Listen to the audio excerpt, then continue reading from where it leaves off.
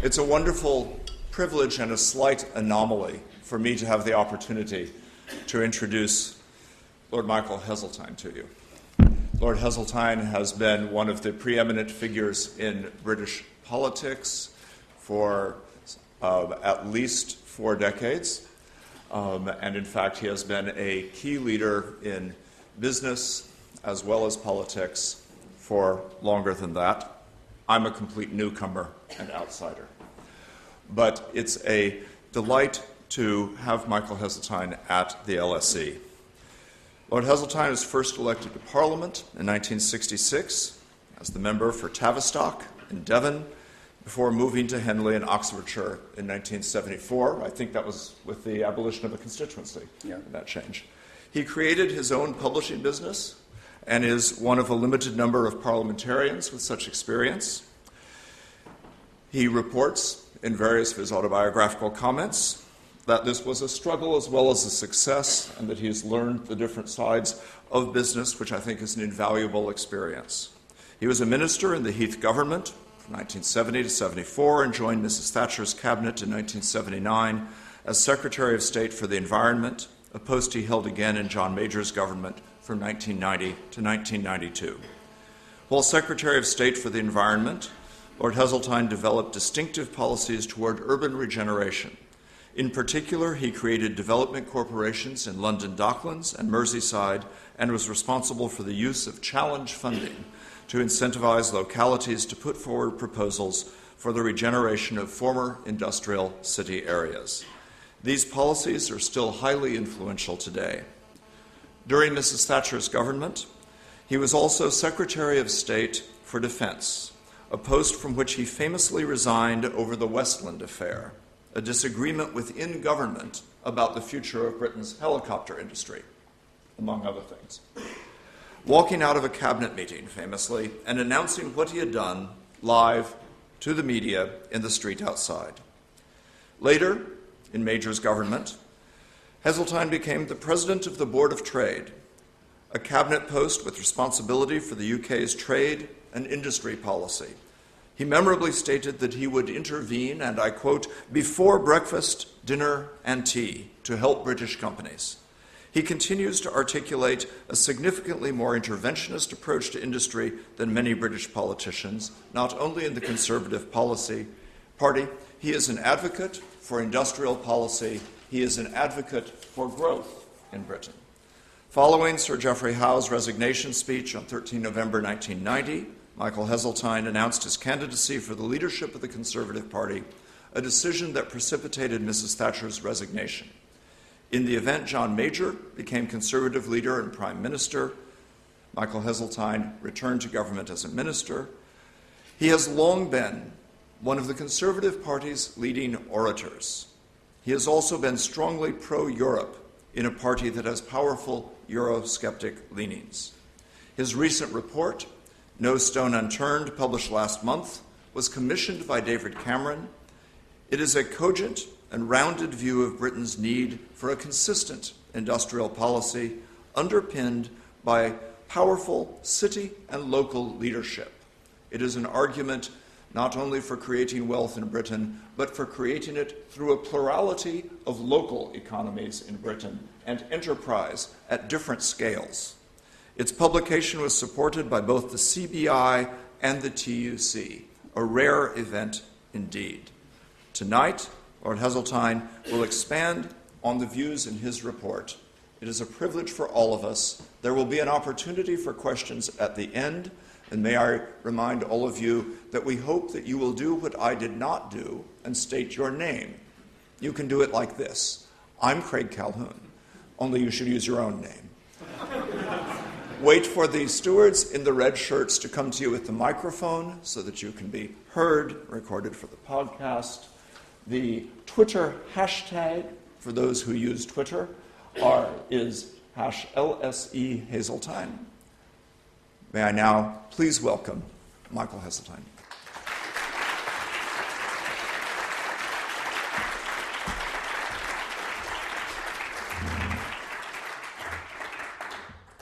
This evening I want to speak about the future of England, and in particular the great cities of this country. Much time and political effort is devoted within British politics to Scotland, Wales and Northern Ireland, and obviously quite rightly so. These nations within the United Kingdom each have their own distinct identity, their culture, and following devolution, their own governments. It is inconceivable, in my view, that the settlement made to give these nations their own distinct government whilst sustaining the Union will be radically altered within our lifetime. Of course, Scotland will vote on possible independence in 2014, although I personally fervently hope that they will want to stay with us in the wider endeavour that is the United Kingdom, because I believe that each part of our country contributes substantially to the strength of the whole.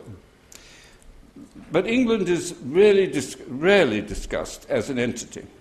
The Westminster government passes laws and administers services for the whole of the UK, though these days most of what it does concerns England. Yet it is not an English parliament. Its members are drawn from all parts of the United Kingdom, and all MPs can vote on all laws. Whilst I can see there's an argument for reviewing the extent to which Scottish, Welsh and Northern Irish MPs vote on purely English legislation, I also wish to see the continuation of a powerful United Kingdom Parliament to deal with defence, foreign affairs, international aid and the redistribution from the richer to the poorer parts of the kingdom. But my concern for the future of the United Kingdom also points to another issue, that is the need to ensure that England, and in particular places outside the favoured southeast, are given their own opportunities for self-government, autonomy and economic progress. Indeed, I believe that there is an urgent need to rebuild the political class of cities and city regions beyond London, and to allow all parts of England to compete on a much more equal footing. In recent decades, English politics has become too centralised, leaving many of our major cities without the resources and political powers to provide the leadership necessary to drive economic resurgence. It is for this reason that I was glad to accept David Cameron's invitation to how we might more effectively create wealth across the United Kingdom. It doesn't need me to come here tonight to say that we're experiencing the worst economic crisis of modern times. I believe, and I'm happy, as you, Vice Chancellor, have said, to be supported by the CBI, the TUC and the Times newspaper in this judgment that Britain needs an industrial strategy. Now, I realise that these words themselves are controversial. With them comes the baggage of past attempts and of past failures. However, I believe that the Prime Minister's commitment in the Mansion House speech this week to his belief in a modern industrial policy is of a most welcome significance. In order to understand where we are today, we have, I think, briefly to recall the story of England since 1945. At the end of the Second World War, Britain, victorious but impoverished.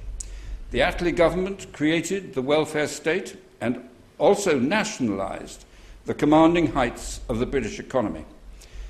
As a Conservative, I've always believed that it is right to provide people with social care and protection free from the worry of the need to pay for it at the point of use. But I have never subscribed to the need to have a centralised, nationalised government to do it. During the longer period covered by the 20th century, we have seen power over municipal enterprises, first nationalised, then privatised. The electricity, gas and water utilities that were nurtured by the enlightened city councils, and you can't escape the name of Joseph Chamberlain in this context, they are now in the hands of global corporations. I have no problem with this move.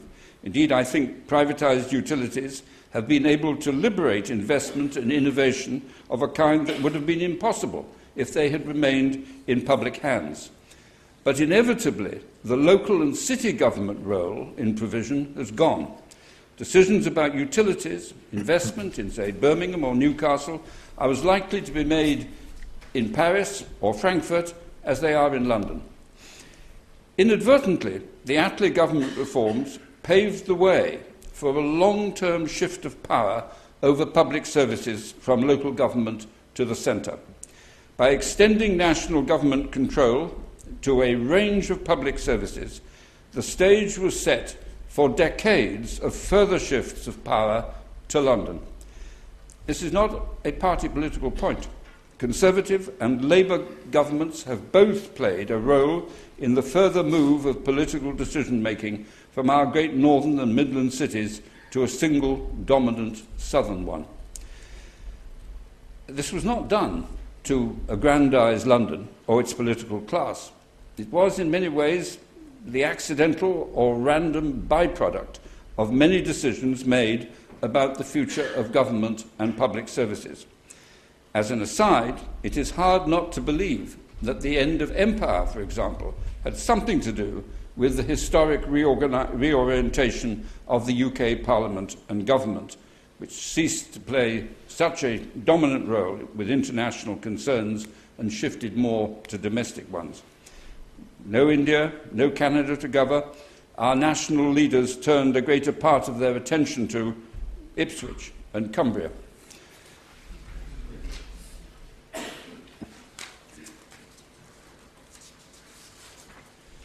But whatever the reasons, England, and to be frank, Scotland, Wales and Northern Ireland, within their own devolved government systems, has evolved a highly centralised form of government.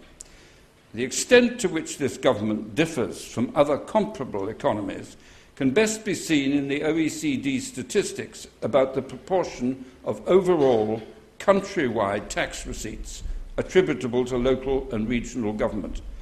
In the United States, the percentage taxation controlled by state and local government is equivalent to 9% of GDP, while in Sweden, a country with a radically different setup, it is 16%.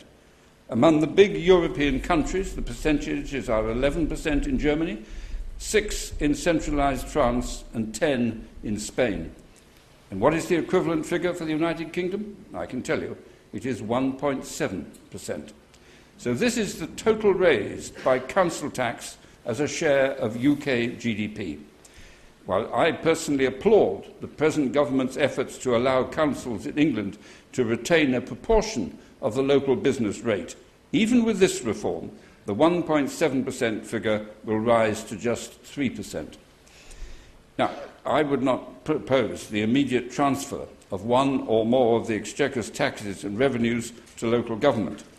I have used these OECD statistics to make a simple point. By international standards, the UK sees a disproportionate share of the resources paid over by taxpayers concentrated in the hands of London-based ministers and their civil servants. At its simplest, this means that, for example, taxpayers in Greater Manchester or in Leeds City region pay income tax, VAT, excise duties, business taxes and other revenues across to the Chancellor, who then divides them up between functional departments, who then disperse them back to the very areas from which most of the money came. In an average year, it is likely that the sum total of public spending in many of our city regions is similar to the total paid over in tax in the first place. The effect of this way of doing things is that the allocation of resources to Liverpool, Nottingham, Bristol and other cities becomes the random sum total of ministerial decision-taking within SW1. Local politicians in these and other cities find that they spend far too much time on trains to and from the capital lobbying to get resources from Whitehall. It is central government that determines the various formulae and ad hoc allocations, which in turn decides whether or not Newcastle upon Tyne can build a new metro line or if Birmingham can rebuild New Street Station. Yet in reality, city and city regional leaders have to argue to get access to to the taxes paid by their local residents and businesses. As I say, I'm not arguing for a transfer of more tax-raising powers to cities and other local authorities. I've personally wrestled in government with these issues too often not to be aware of the pitfalls in any alternative policy. It is a subject, certainly, that would merit from detailed and careful analysis, but with no prior commitment as to a particular outcome. What I'm emphasising is how we have turned our major cities and city regions into mendicant authorities dependent on the centre for pretty well all their resources. There have been, I think, two effects, neither of them good. First, it has devalued the importance of the political class within our key cities. Second, it allows those cities and city regions to bid for projects and resources without having to think too hard about the direct impact on their local taxpayers. Let me build a little on those points. The problem of devalued local leadership derives from the fact that over the period from 1945, with more and more decisions about domestic policy made at the centre, people have rightly worked out that they need to target their political concern at members of Parliament and ministers, rather than local councillors.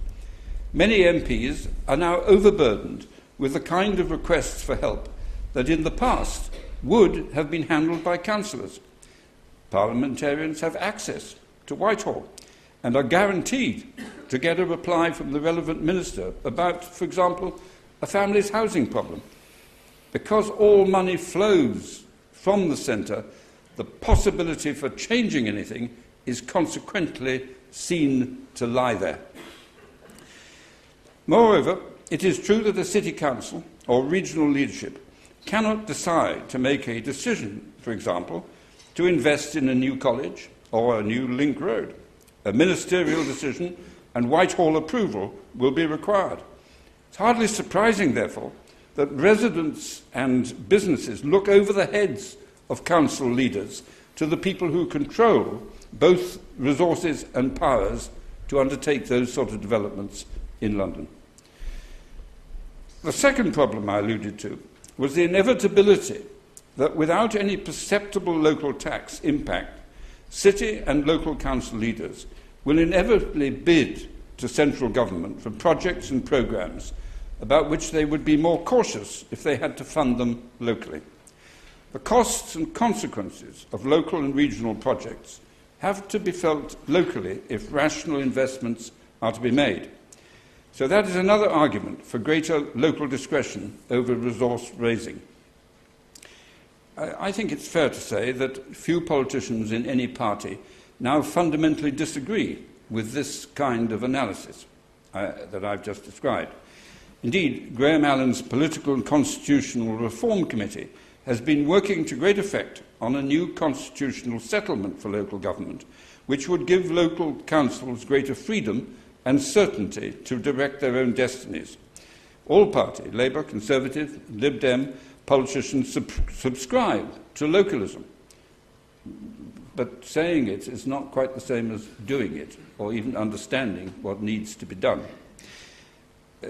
Of course, there are clearly barriers to change. I must say something briefly about these before I go on to consider what the current government is doing and what more I believe should be done in the future.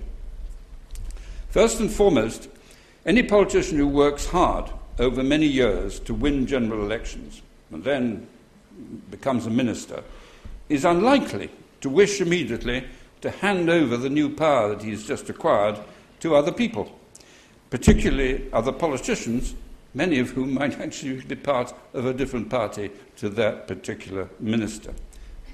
It doesn't make sense.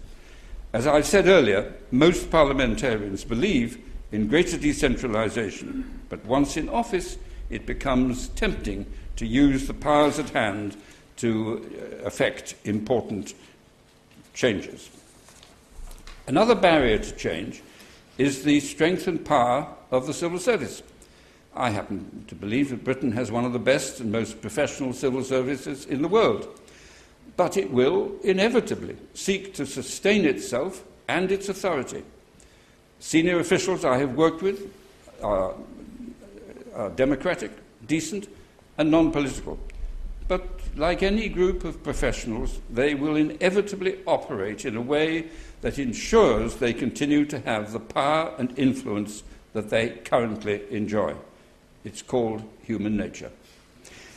Incidentally, delivering devolution to Scotland and Wales was relatively simple because their bureaucracy was already separated within Whitehall. No civil servant had their job or authority challenged by shifting power from London to Edinburgh and Cardiff. Most of them were already there. However, any radical shift of power from London to the cities, city regions and local government more generally, would inevitably lead to a small cadre of civil servants. A third barrier to reform is the perception that central government is somehow superior to local government. Ministers and civil servants see themselves as being the sort of top of the tree, with superior knowledge and, frankly, a higher level of skills.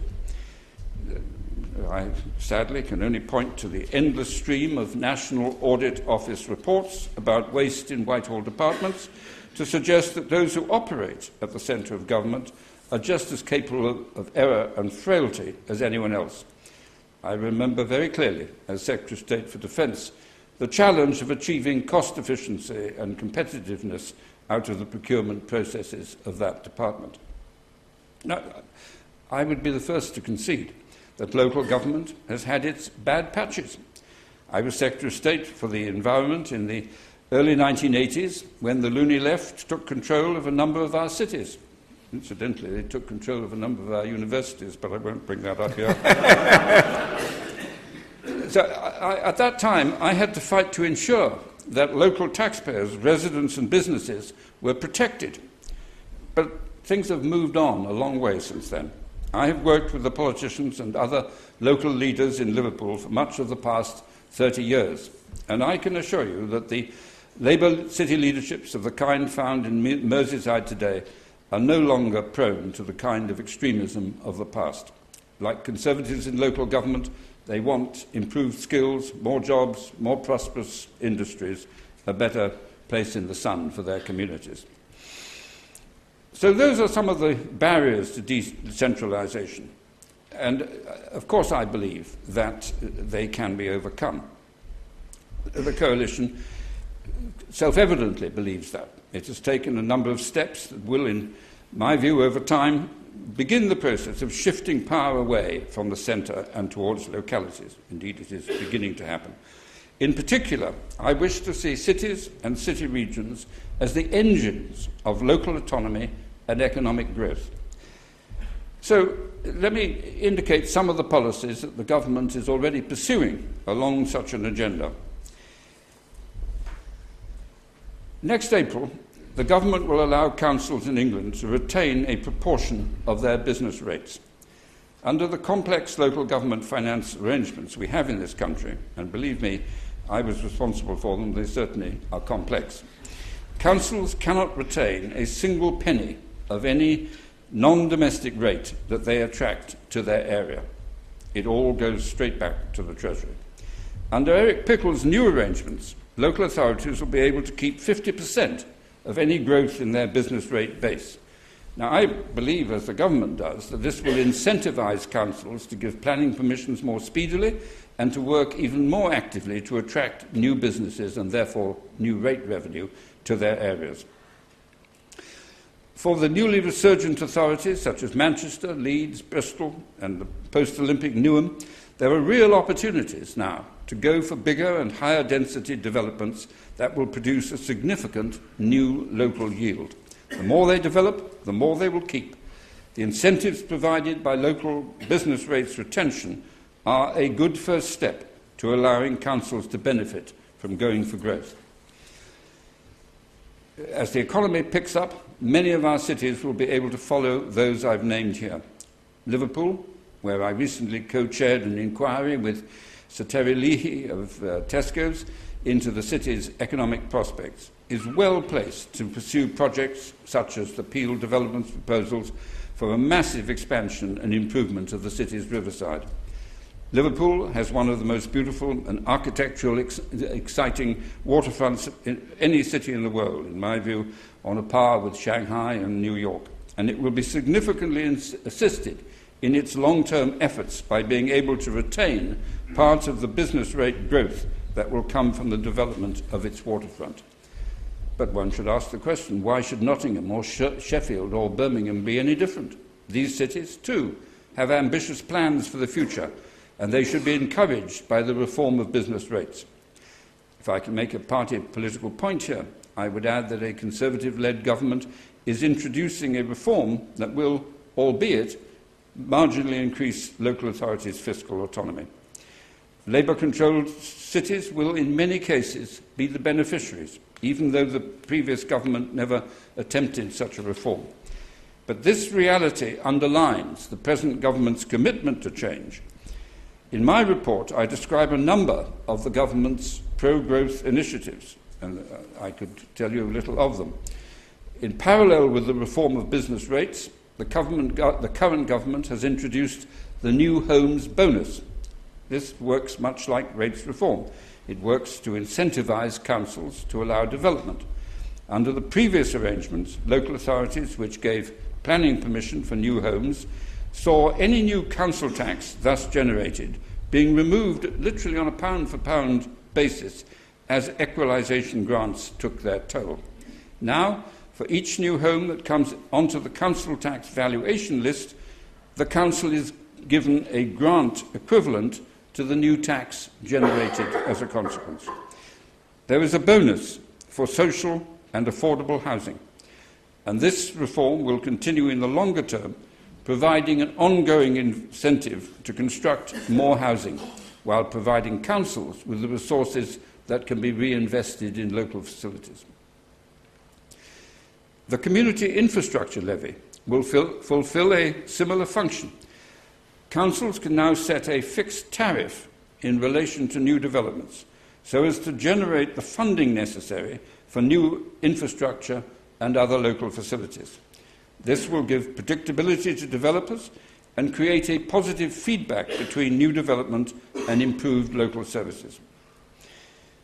30 years ago, when I was Secretary of State for the Environment in Mrs. Thatcher's government, we introduced two development corporations, one in Docklands and the other on Merseyside, and a number of enterprise zones.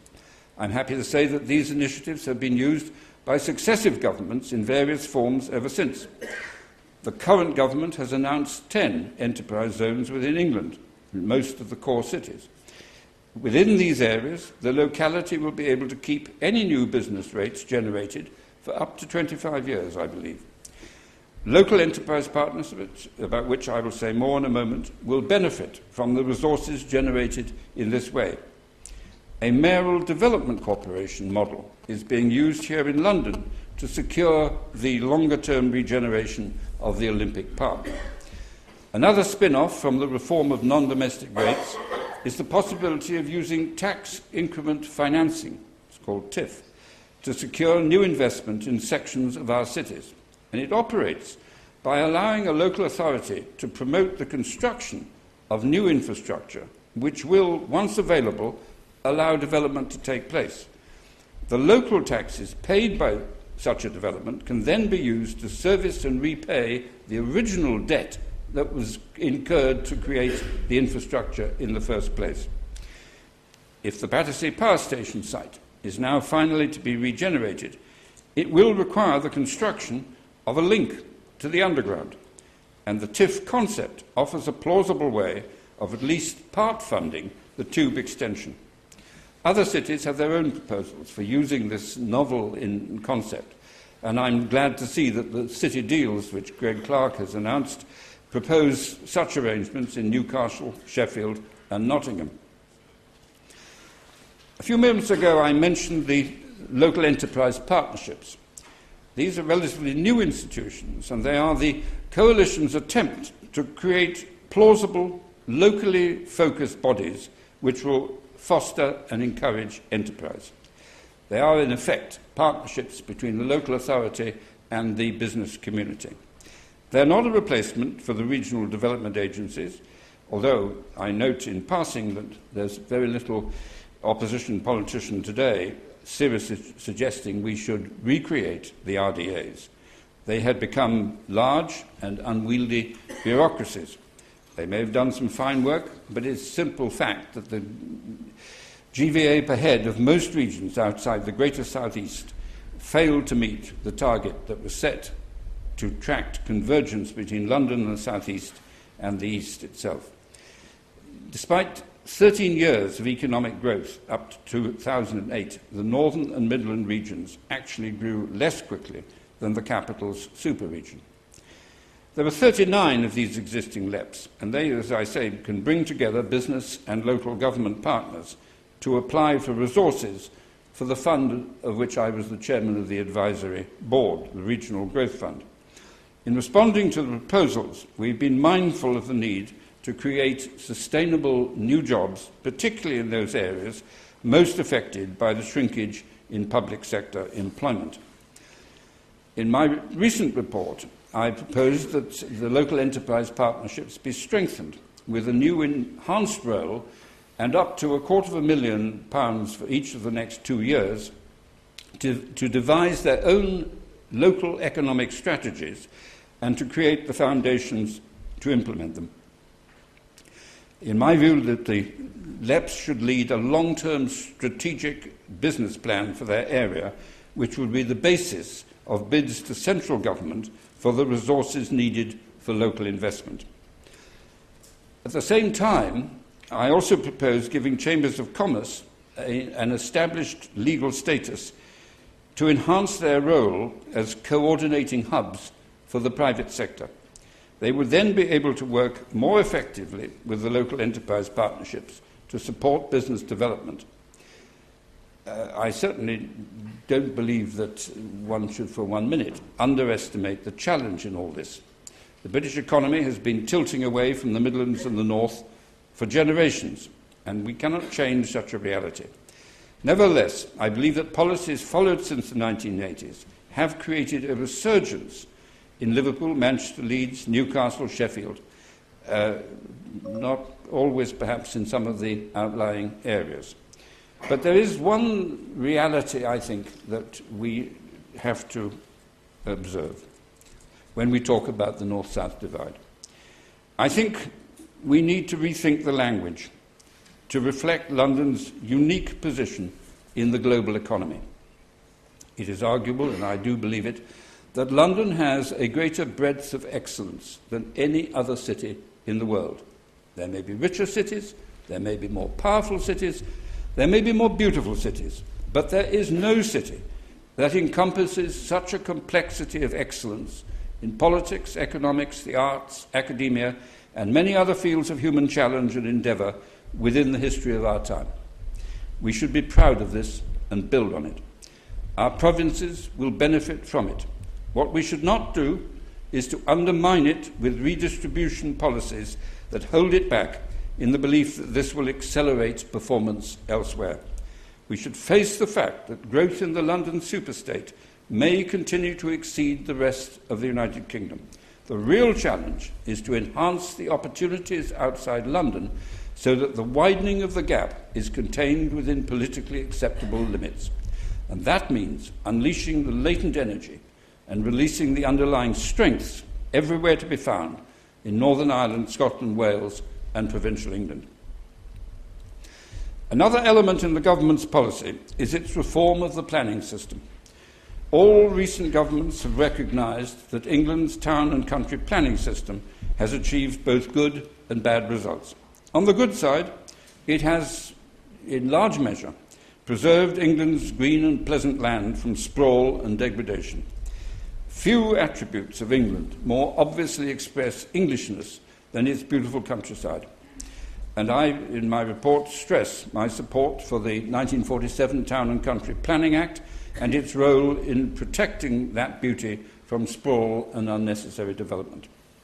However, on the bad side, there is evidence, some of it provided by researchers here at the London School of Economics, that our slow and restrictive planning system can inhibit economic growth. We probably need to shift the balance, at least in areas that are not of outstanding natural beauty, towards more development. I hope that by pushing decision-making about planning downwards and in parallel removing red tape and providing the incentives I've already described, we can see faster and more pro-growth development. I turn now to a subject at the heart of my political philosophy, the introduction of directly elected executive mayors. I believe that one of the keys to unlocking a shift of power to cities and city regions is the establishment of such office holders in local government. I'm pleased that Liverpool, Leicester, Salford and, of course, London now have directly elected mayors. Bristol will tomorrow elect a mayor for the first time. I believe this will be good for the city, whichever of the candidates wins. And I defy anyone here today to argue that London has not benefited by the efforts of its successive mayors, Ken Livingstone and Boris Johnson. They've introduced policies that no central government could ever have pushed through. The Trafalgar Square improvements, congestion charging, massive and continuing tube investments, Crossrail, the London Overground, Boris Bikes, and of course the 2012 Olympics would almost certainly not have happened, certainly not as successfully, without a powerful mayor pushing them through. Among our biggest cities, Liverpool and Bristol now have an opportunity to deliver better and more effective government by the application of mayoral power. I took part in the campaign with the shadow spokesman for the Labour Party, Andrew Adonis, to promote mayors across England. And I have to admit to sadness that more cities did not vote yes. There is no doubt in my mind that by holding the mayoral referenda on the same day as this year's local elections, the government's mid-term unpopularity, classic in every government, undermines support for the executive mayor's proposal. The most depressing analysis pointed to the total indifference of the local electorate. Couple that with the self-seeking agenda of local politicians, and the rest is history. But my view is that the case must not be allowed to rest there. Looking ahead, I hope that the experience in Liverpool, Bristol, Salford, Leicester and London will encourage other cities to revisit the issue in the near future. In particular, I would like to see a rather different proposition also considered. There is a powerful case for a city-region mayor. For example, Greater Manchester, Greater Liverpool, Greater Leeds, Greater Birmingham, and so on. These city-regional areas already have local enterprise partnerships. Manchester, in addition, has led the way in creating a combined authority which has proved resilient and effective in allowing 10 metro districts to work amicably and productively together. I believe that if these city regions could agree to elect mayors, they would benefit from greater coherence, far greater international visibility, and much enhanced local interest and accountability. During the last summer, Greg Clark announced city deals for 8 of our major cities, giving them greater financial discretion and, in the case of Greater Manchester, an opportunity to retain a proportion of the national tax take associated with future economic growth. A further 20 cities have recently been shortlisted for a second round of such deals. Given the obduracy of many Whitehall departments when it comes to ceding power, I would like to pay tribute to Greg and his colleagues for their success in negotiating some decentralization of power. City deals are another building block in the strengthening of city and city regional power. I think we should also pay tribute to the Cities Unit within the Cabinet Office under Nick Clegg's overall watch, which has provided support for these reforms. Community budgets are another good idea promoted by DCLG. At their simplest, community budgets would allow the pooling of resources and/or powers by councils and other local providers, generally those which answer to central government, so as to achieve greater coordination and efficiency for service users. The previous government attempted something similar with its Total Place initiative. But I believe the central government should go much further than it has in encouraging central governments to allow local pooling and joint operation of services. Our major cities offer great opportunities for consistent and efficient joint provision, linking local government, education, health, social security and transport spending. We need to see that silos are we who keep the grain, not for public expenditure.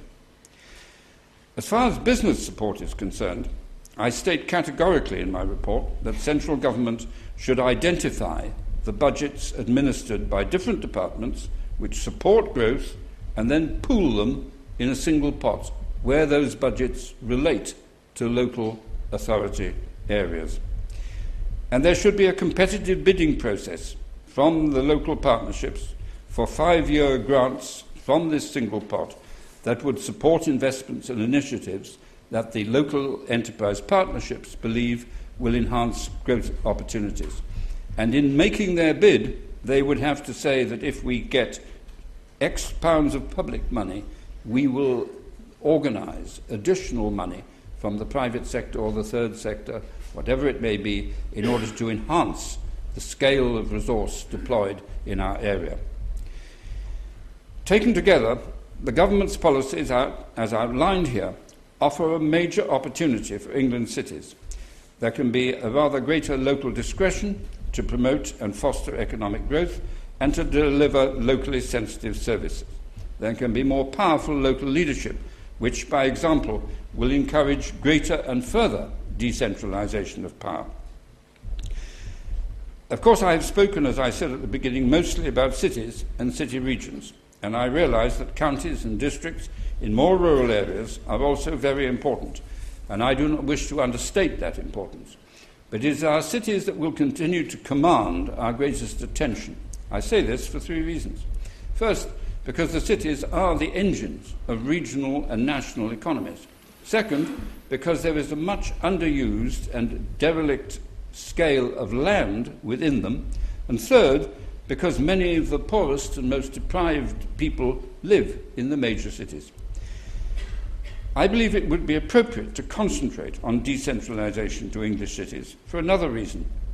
This could be England's devolution. Let's be honest. We're never going to see regional government in England.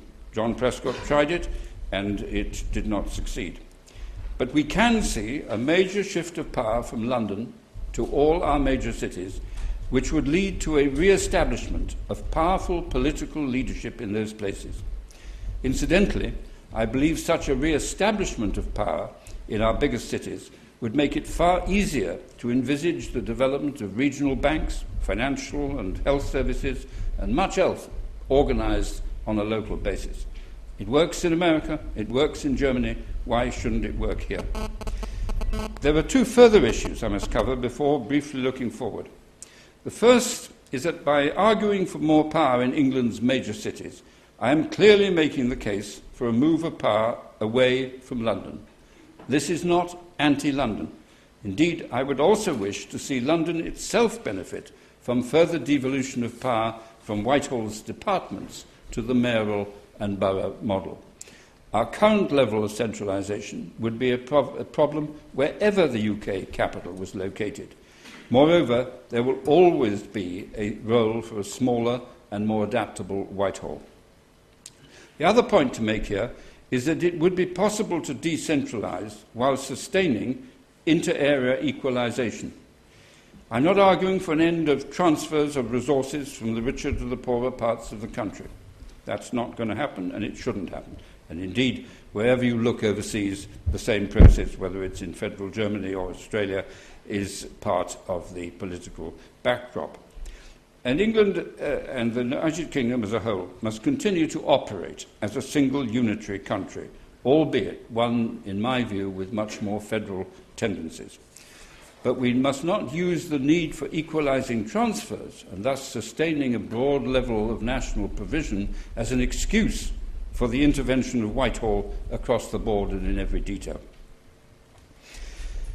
Finally, I want to turn to the longer term and to a number of the 89 recommendations in my report that I have not already considered. I believe that ministers and civil servants should be organised to reflect the existence of LEPs. Local authorities will need to work together in functional economic areas, and in the longer term, I suggest that all 2-tier areas outside London should move to a single level of local government. Formal collaboration should be rewarded by success in the allocation of the challenge funding to which I referred earlier. Local government and the local enterprise partnerships need to work within an understood national strategy for economic success. You cannot get away from the fact that governments have policies, responsibilities, and they must set them out clearly. And I think that that needs the creation of a National Growth Council, chaired by the Prime Minister, to generate a cross-governmental approach to growth in the economy. Every government department, then, needs to play its part, and I think that the new private sector non-executive directors who have been appointed to each government department should find their role enhanced and given a greater opportunity to report to the centre. Relationships between departments and business need to be radically strengthened.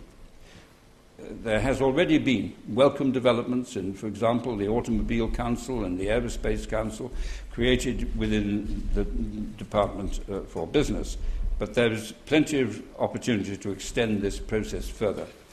I also believe that beyond the actual working Whitehall departments themselves, we need to look at each quango and non-departmental body to be sure that they understand the role that they can play in sharpening up their acts. A very obvious example is the procurement and the opening up of procurement to a wider number of companies, particularly smaller companies, and in the general promotion of Britain overseas. Government departments and regulators must also look to see whether their policies are sensible or unnecessarily fussy and therefore impeding to the growth agenda. Planning, particularly of strategic infrastructure, is too slow. Too often governments avoid making big decisions for political reasons, and I've been as guilty of that as anyone. I know all the arguments that government ministers have to avoid taking controversial decisions. But the fact is that decisions over airport capacity, energy supply and railways are central to a growth strategy.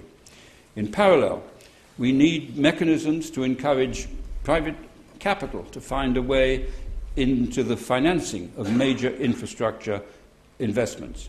There is untold billions of money sitting in the pension funds looking for investment opportunities.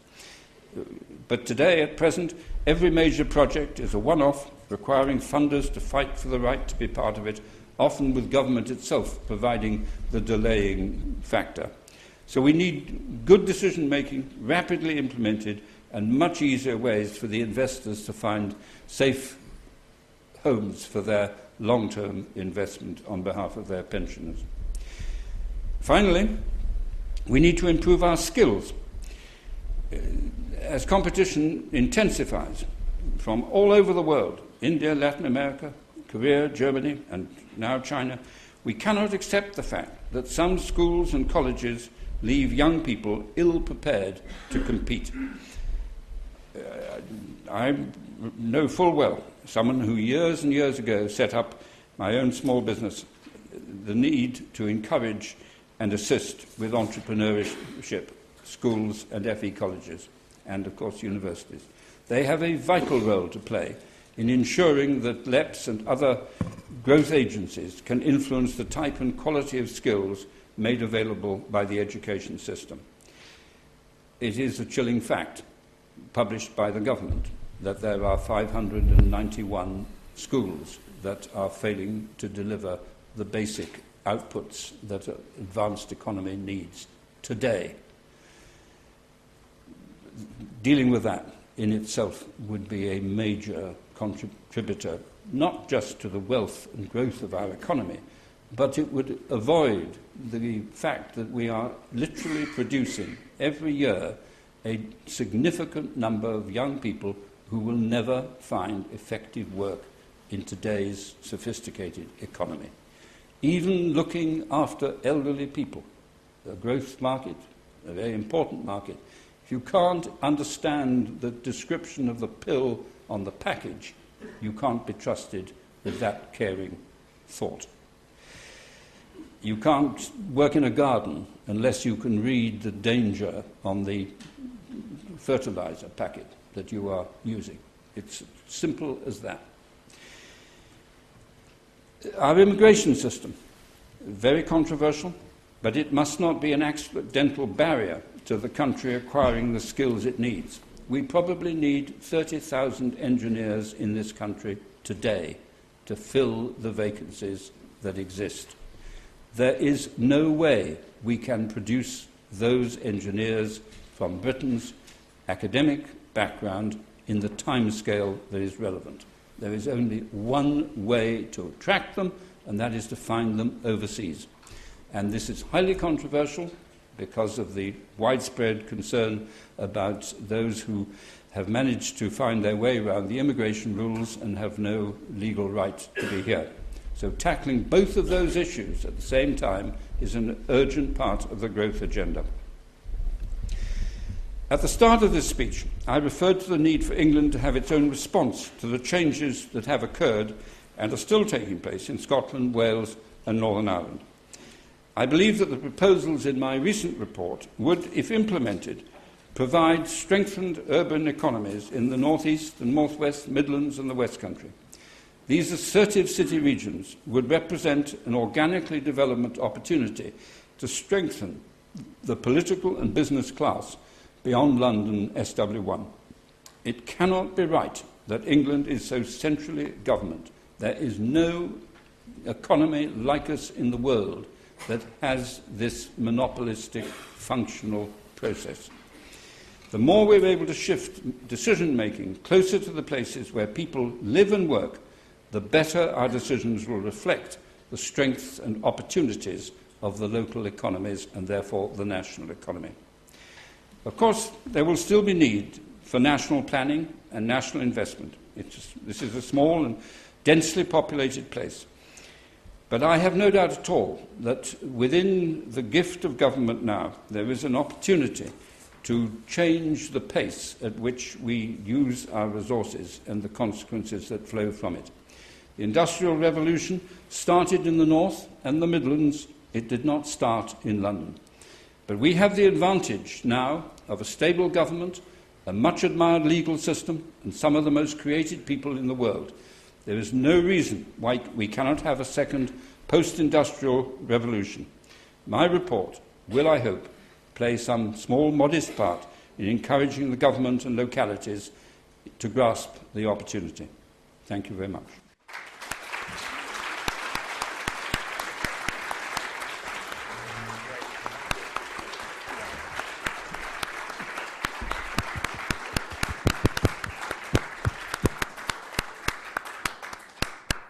As we open the floor to questions, let me thank Lord Heseltine for his speech as well as for the report, which should be read widely.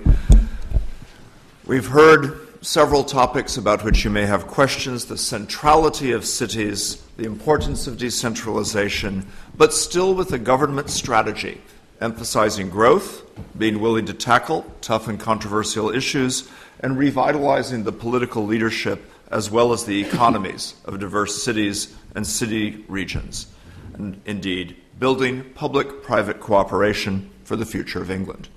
So I think there's much on the table. Let me invite speakers. Remind you, we have 1, 2 in the future, up there, 3 and 4. Okay, so please go ahead with the first comment. Lord Heseltine, Keith Raffin. 2 brief points. Even accepting that the RDAs are too large and unwieldy, how do you respond to the criticism of the LEPs as being very variable in quality? And the second point, which you haven't touched on, is the problem in local government of one-party states. Isn't it time that England followed Scotland and had PR in local government? Well, you're not going to get PR in local government, so I could recommend it if I was inclined to, but I'm not. But they're not going to do it anyway, so let's not get bogged down in that sort of argument. You've already seen an attempt to change the electoral system, and a lot of time and effort was made, and it didn't get anywhere. Same thing about the House of Lords. We're not going to do it. So I did spend quite a lot of time thinking in my report about the art of the possible. And everything I propose is consistent with government policy. It is all about saying that's what they're doing, it could go further and faster. Quite a deliberate decision on my part. On the first point, I've forgotten what it was. It was the RDAs. The quality of the LEPs. Yes, that is the classic argument. I've listened to it for 40 years. It is the argument that says local government is no good, and therefore what we will do is create a quango. And that's what they've done. And now, when we are looking at the devolution process, there's an argument going on in Whitehall as a consequence of my report, which says we can't give it back to the LEPs because they're not good enough. We can't give it to the Chambers of Commerce to play a bigger role because they're not good enough. Whoopee, we can go on as before. That is precisely the wrong analysis. If they're not good enough, you should make them better.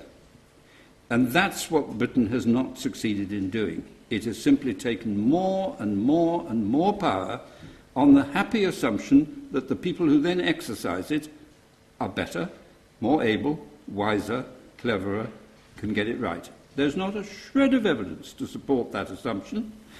And I had a very interesting example, which I wish I could share with the whole world yesterday. I sat in Liverpool, and the local mayor was there, the vice-chancellor was there, the lady who runs the academy was there, there were people from the private sector, and there were probably 40 people arguing for a particular locally based plan which involved the School of Tropical Medicine, the new hospital, the academy, a UTC they wanted to create, and the private sector spin-offs that would follow. And it was visionary. It was exciting, dynamic. And as I listened to it, I thought, I just wonder what would be happening in Whitehall. Now, there was a listed building involved. So somebody would be saying, well, now we've got to look at that. They've just called in the proposal to look at the historic docks in Liverpool. So that's the first thing. The Department of Health would say, oh, School of Tropical Medicine, well, we must have a look at that. That's a very interesting development. The Department of Education would say, oh, yes, well, they're talking about education. We better have a look at that. The Department of Industry would say, well, the skills agenda is ours, so we can't let that out of our control. And by the time I'd listened to this visionary, exciting, dynamic, locally based opportunity, I had got in my mind a whole range of officials and their ministers all taking the proposal apart to dissect an individual part of it. It's in a rather dramatic way of putting it. It's like looking at an athlete by taking his feet and having them under a microscope.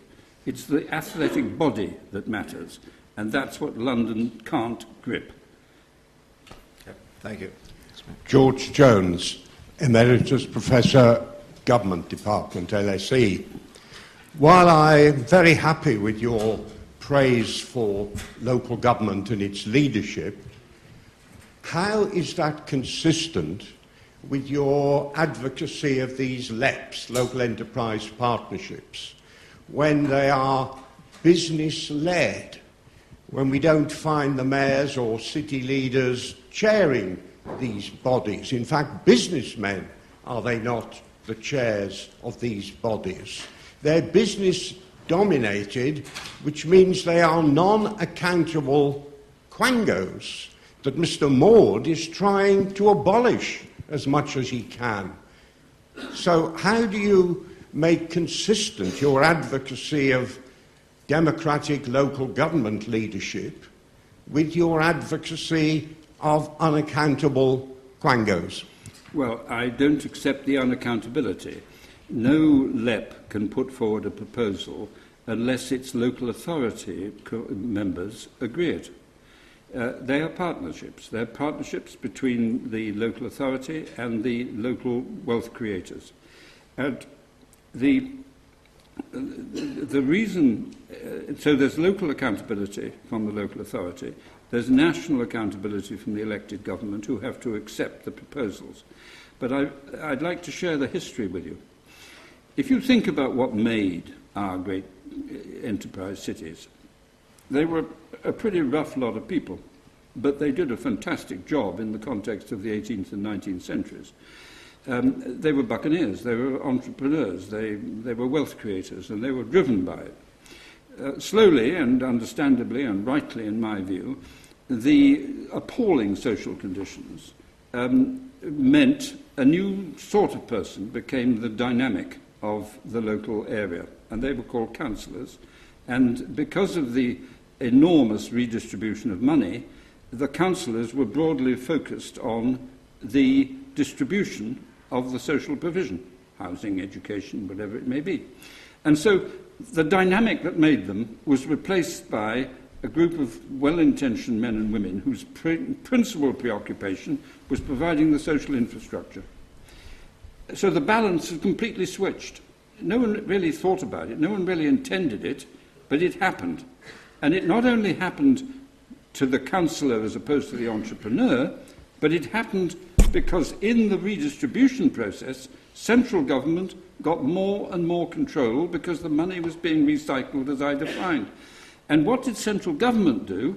It divided itself up into functions. So I described to you very vividly about my experience in Liverpool yesterday. There was the local team, the local wealth creators, public and private sector, university, local government, entrepreneurs. They got it all sorted. Up here, we would dissect it back into its functional processes. Now, that is the analysis underlying my report.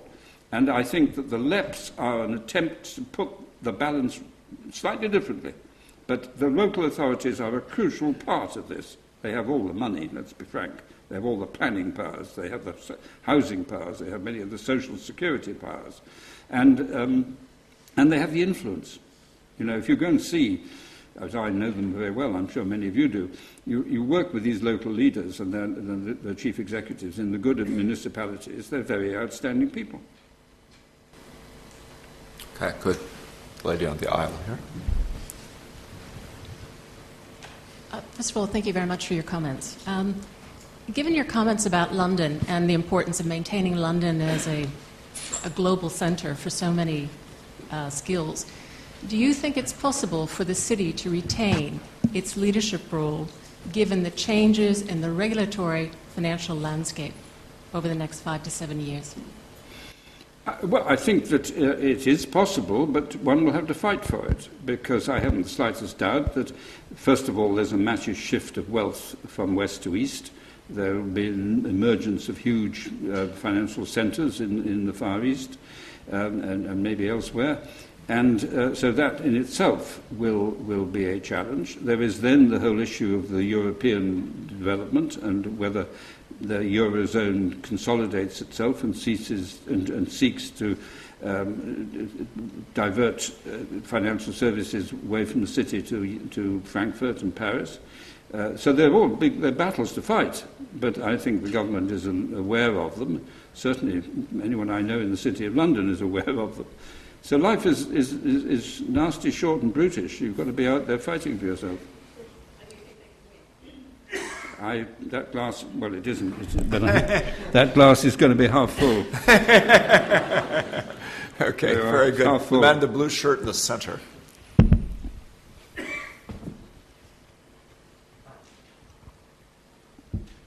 Hi, I'm Hussein Arslan. I'm studying at LSE Human Rights. I'm a student at LSE. Your report suggests that the local authorities should be given more power in terms of democracy. I'm just wondering whether you would suggest the UK territories such as Wales, Scotland and Northern Ireland should be given more power to make their own decisions without Westminster Parliament or permission. And also I'm just wondering whether you would suggest England to have its own parliament. I didn't understand that. He wonders if you would suggest for England to have its own parliament, for there to be more autonomy in the other regions. I don't think this issue is going to go away. I mean, I haven't personally addressed it, but it is the obvious question that if you have devolution to the three outside areas, they are taking decisions, and it's a political fact of life, they're taking political decisions which would not be taken if there was to be a more English representative group. And so that issue is not going to get away. But whether you could ever get the reform through the House of Commons is another matter. Okay. If you've got a man in a yellow sweater here on the... Yeah. Thank you.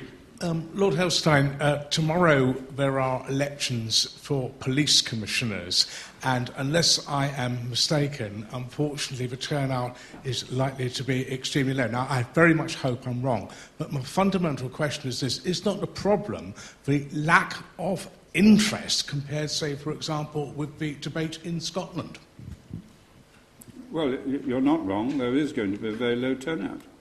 And that itself is a problem. And the reason I think we had exactly the same problem with the mayoral elections, low turnout, and therefore the local interests of the councillors protecting their own particular position meant that in most cases the referendum were lost.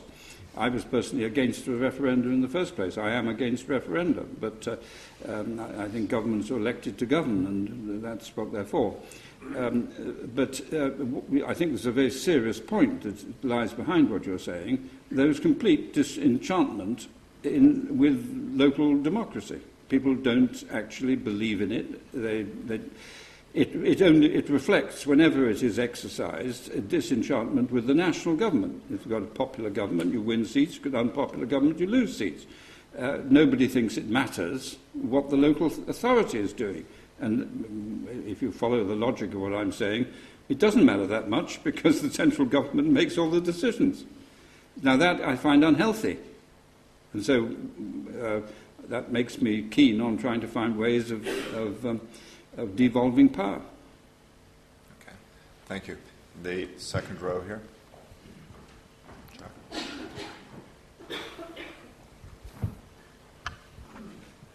Jack Tyndall, I'm a former student at the LSE. You raised the point, and I think quite well, about your support of elected mayors. I agree with you on that. I would wonder, though, do you think there was a case for their powers to be increased to a more American model? Because fundamentally, the Mayor of London still exists as little more than a glorified transport commissioner. I think, is there a role for giving them more authority over education, transport, health, and policing? Well, I think I agree with the thrust of what you're saying. I think there are opportunities to devolve more power to the Mayor of London. I think if we had mayors in the conurbations, it would be the same argument. I did mention the sort of things that might develop, like local regional banks and issues of this sort. You could see the health service much more devolved. And one of the reasons why I'm very keen on devolution is because it produces competition. If you take the idea of my single pot, and I don't think I mentioned the figure, but I will tell you what it is in my report. The figure is about 60 billion pounds would be the size of the pot over 5 years. Now, that is the figure that is included in the public expenditure profile for the next 4 and 5 years after the cuts. So that is the amount of money that central government will spend through local government over that period of time. 60 billion pounds. It's 49 billion of central government money and 11 billion of European money. So it's big money. But if you simply allocate it to the local LEPs or to the local authorities, they say, thank you very much, you haven't given us enough, and the debate goes on. If you say to them, look, 60 billion, you tell us what you would do, they immediately start looking at the sort of imaginative schemes I was describing, they're all over the place. They immediately come together as a community to see how they can interrelate. They look to see what the real priorities locally are, as opposed to what they think they can get from central government. And you get best ones and worst ones, and you get comparisons. And I find that competitive situation extremely exciting. And it has two consequences, if you have the courage to see it through. The first consequence is you have losers. Now, this is not absolute losers. I mean, you don't get a situation where Manchester gets the lot and Liverpool gets nothing. Of course, it doesn't happen like that. But there will be relative winners and relative losers, and it'll be quite apparent which they are. That's the first year. The consequence of that is that the relative losers get very indignant. The first thing they do is to say we was robbed and it's unfair and it's this, that and the other. But actually, when they calm down, it doesn't take long, they suddenly say, well, we've got to go and find out why so-and-so won. And they start jacking up their standards. And I saw all this with City Challenge, electric effect it had on the losers. But there was another, and you can argue it both ways, but I will explain to you why I believe in it. Suppose, under the present regimes, by and large, everybody gets something, and it doesn't make a great deal of difference what's happening on the ground. You will get your housing, you will get your roads, you'll get your schools, you'll get this, that, and the other, and it'll come like the Christmas cards. I've dealt with those who do well and those who don't do so well. But what happens to the community which is impoverished? And I'm not talking about full of poor people. I'm talking that really has got no natural, easy, winning assets. It hasn't got any leading technology, it hasn't got a leading university, it hasn't got whatever it takes. Well, my system shows that up starkly, because its bid won't be very good. How can it be? Because it hasn't got the strengths upon which to build. So when you look at the 39 bids, we'll say that 36 of them are in the first two categories. And then you are starkly faced with three. And so the question is, well, do we just give them a bit more housing money, a bit more transport money, or do we face up to the fact that there's something structurally inadequate about this particular area? And what do we do about that? And I would rather politicians were forced to face that issue, because I can think of lots of things you can do if you come to terms with the fact you've got a problem of that sort. I'll give you examples. You could go and find some overseas company that is footloose and is looking for somewhere to invest, and you can make it worth their while. Yes, you can call it a bribe. What's regional aid all about, which everybody spends money on, to come and invest, like we did with Nissan and Toyota and Jaguar and all these other places. You could really make it worth their while to come to such a deprived area.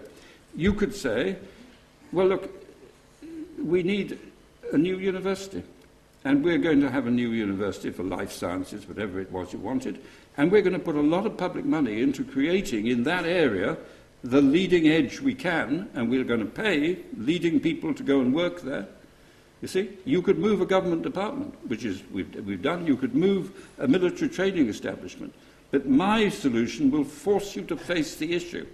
And I think that's a much better, more constructive way than simply saying, well, give them a bit more housing, give them a bit more roads. Because all you're doing is compounding the problem. Okay. Over here on the right, the gentleman, the sport coat. If you still have a question, yes. Wait to him, yeah. Thank you very much. And I'm Enoch Lever, currently doing A-levels at the moment. And I would like to ask, by the elections for Scottish independence, the problem coming in 2014, will that be create more awareness of different parts of the United Kingdom to increase their autonomy, and also different parts of the cities across the country to want to increase more about autonomy in their local area, or be able to make decisions by themselves instead of in Whitehall? Thank you. I was wondering if the 2014 election probability is going to increase demands for autonomy. Oh, you mean the referenda in Scotland? Yeah, the Scottish referendum. Well, I think they'll lose it. I think that the Scots will vote for remaining in the United Kingdom. I hope they do. I think they will. I think the arguments for breaking up the United Kingdom are just, I have to be polite about people, but it's quite difficult to think of a polite way of describing the idea that you're going to tell the Scottish people to vote for independence without knowing if they can join Europe or not, without any idea of how much money they're going to get from the UK to sustain living standards which are totally dependent upon the English taxpayer. And I think when these issues are confronted in Scotland, they will, as very wise Scots, they will work it out for themselves. So I don't believe that they're going to win the referendum. But and you know the very interesting thing about Scotland, Wales and Northern Ireland, who've got devolution in quotes. I've been there. And they've simply replicated the Whitehall model in Edinburgh and in Cardiff and in Belfast. They haven't devolved to their local communities. So it was all about the power for the political machine in the capital cities, which is exactly the opposite of what I'd have thought devolvement was all about.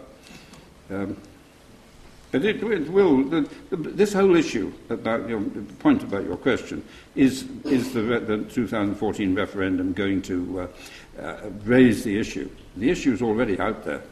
I mean, the response to my report, although I say it myself, has been extremely encouraging. There's a great appetite for what I'm recommending. And in fairness to the government, they know this. Okay, the man in black in the fourth row there. Good evening, Mr. Heseltine. My name's Norman Lewin. I'm Norman Lewin. The question that I'd like to ask you, first I'd like to make a few comments first.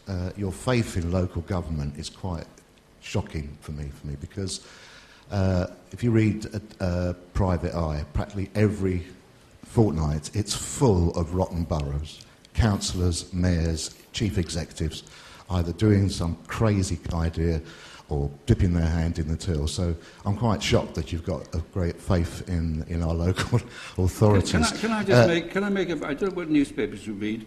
I just have a whisper of a thought that they're the odd national politicians featuring in... Yes. Well, that's... Well, we're talking about localism at the moment. We can talk about lots of other things, but what politicians do as well.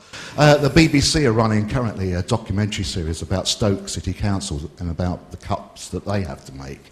And it's been quite shocking that the mayor, or I think he's the chief executive, is totally inept in skills and doesn't really understand the problems about cutting and what he has to cut and the people who are voicing their opinion against these cuts. It looks like he hasn't got any business skills or management skills, yet he is the leader of the council.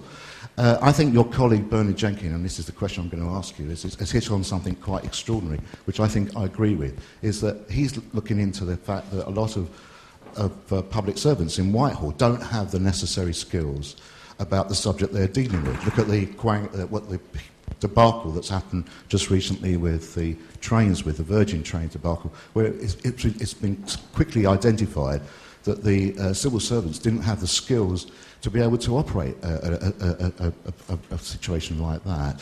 And my worry is if the Whitehall haven't got the skills, that certainly the councils don't have. And that's the question I'm asking you. You have a lot of faith in localism, but I don't think the skills and the business management skills, because it's quite surprising that they're dealing with huge amounts of money in terms of our own taxes and what the government gives. And it's shocking that these people don't have the acumen to be able to develop it and to do it properly. We only just have to look at our urban cities, which is full of strange anomalies in terms of planning, strange buildings that are quite shockingly ugly. Okay. And it goes from there. Your faith in localism is extraordinary. Yeah, Thank you. Well, I think you helpfully answered your own question, because having told me about the incompetence of local government, you then moved on to explain about the incompetence of national government. And actually, I rather share your view about both. But and my report is quite clear that we have got to have much more expertise in central government. Because officials are not skilled in technical matters. They rely on advice from other people. And I think you've got to have a much higher degree of interchange between the public and private sectors. But I see nothing that says that central government is more skilled than the local people. And, well, I gave you my meeting yesterday, which is seared on my consciousness. There was the mayor, the vice-chancellor, the very successful industrialist, a very impressive head of an academy. And if you were discussing those issues in Whitehall, man for man, woman for woman, the talent would not be there, and the expertise would not be there. So if you've got a problem, and I'm acknowledging to you that there is one, about lack of skills, whether it's centrally or locally, don't give up, sort it. But whatever I beg of you, don't believe you should centralise it. Okay, I must say your enthusiasm for asking questions is growing as the time runs out. The man in the blue shirt with glasses just in the center there. Hold your hand up so we can see you with the microphone, if you still want to ask a question. Yeah. Clive Emery.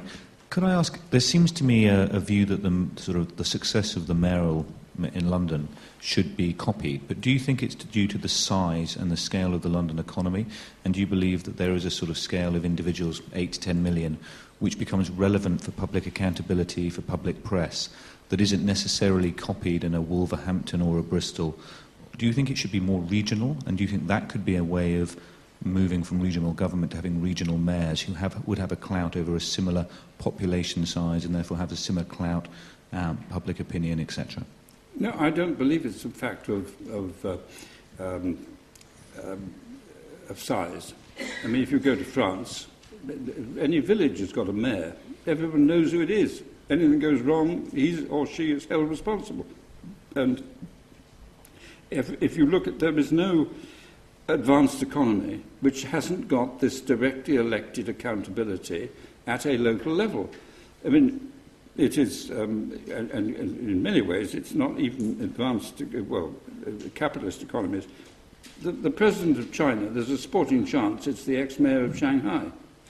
If you look at what's happened just in America, the two battling it out to be president were ex-governors of states in America.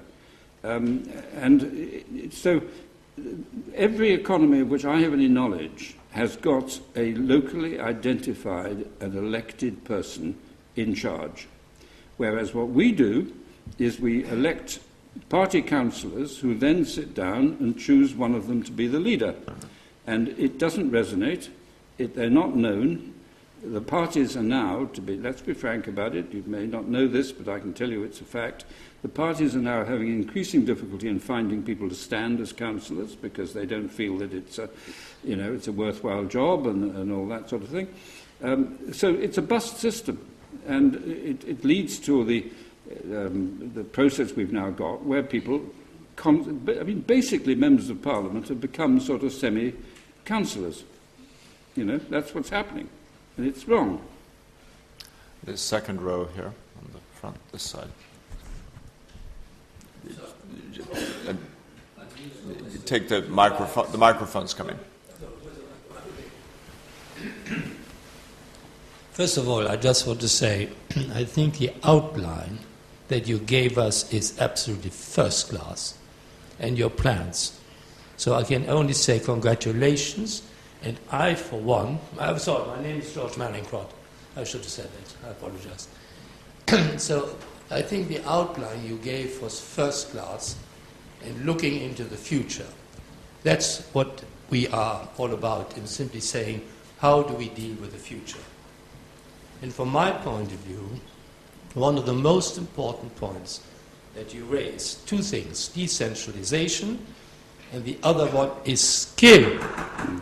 And that is one of the things that we lack. And that is when we look at Europe or whatnot, skill, skill, skill. I can't repeat it enough. So it is not what we have at the moment. It is how we affect the change. And what you laid out is absolutely first class. And I only hope in this hall here that the plan that you have can in fact be done. And one of the most important things that you raised is decentralization. That is absolutely key. And the more we can decentralize, the more we can actually bring enthusiasm into the population. But the price is skill. And that is learning, learning, learning. And we're not doing it. Well, George, it's very good to see you here.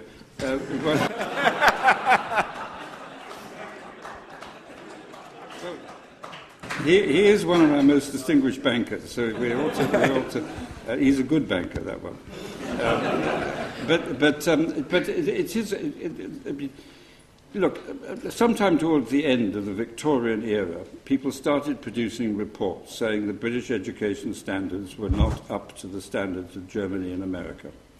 They've gone on producing those reports, decade after decade, And the figure I think I gave you, that if you look at the latest Ofsted figures, there were 491, or it's 471, I think, think schools in this country, which are simply not producing the standard of literacy and numeracy that the modern world is dependent on.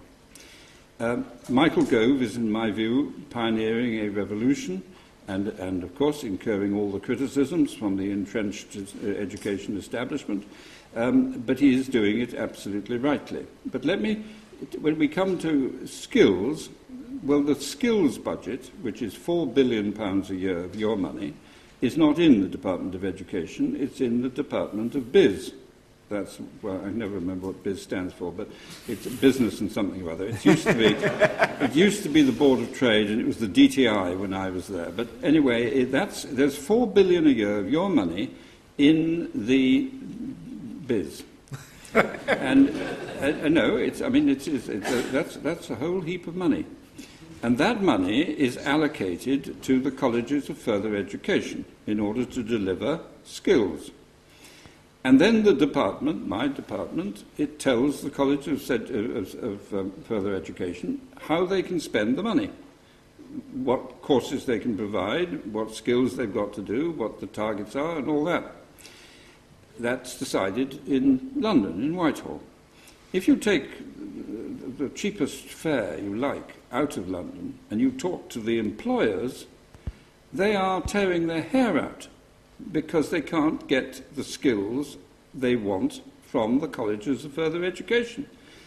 They've got the jobs, they know where the vacancies are, they've got ideas about what the future will be, whether it's in the public or private sector, and there's a mismatch between what they believe they need and can offer jobs for and what BIZ says the College of Further Education can train.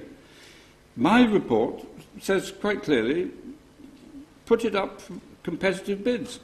Let the LEPs, the local enterprise people, including the local authorities, the public sector, let them determine the nature of the training and the skills that are available, because they're the ones who've got the jobs. But it's not rocket science. It's blooming obvious to me, and it's obvious but hugely frustrating to every local area I've been to over the last 10 months. They're absolutely speechless. So that's just another example of how centralism hands over to civil servants and ministers the decision to make judgments about what skills ought to be in Manchester. Well, I mean, you can't believe it. I mean, how can anyone design a system which says that London knows what Manchester needs? At the risk of seeming to impose centralized authority, here we go again. I'm going to dictate that I believe that Lord Heseltine needs dinner, and you all need to offer him a round of applause.